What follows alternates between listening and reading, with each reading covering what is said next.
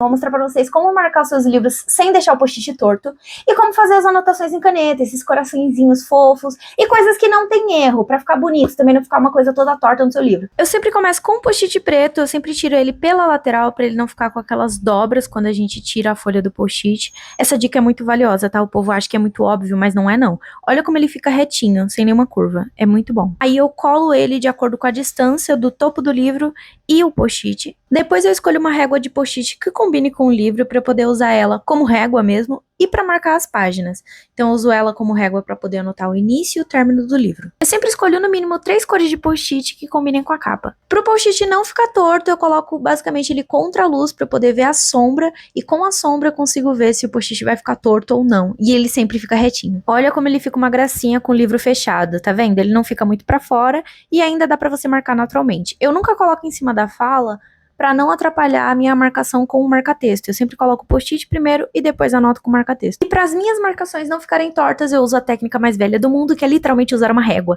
Não tem erro. Eu meço sempre pelas letras mais longas da diagramação. Então, geralmente um P, um Q, um Y, que sempre tá para baixo da linha, ele sempre vai ficar retinho. E quando você marcar, não vai ficar torto, vai ficar tudo preenchido. É só forçar bem a ponta do marca-texto que vai dar certo. Para usar a caneta, eu deixo um uso mais livre. Eu não gosto muito de usar com a régua, então eu faço umas ondinhas.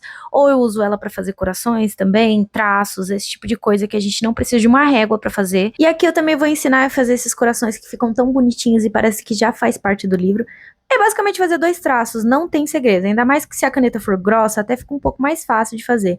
Você faz um traço, faz outro, simplesmente se torna um coração.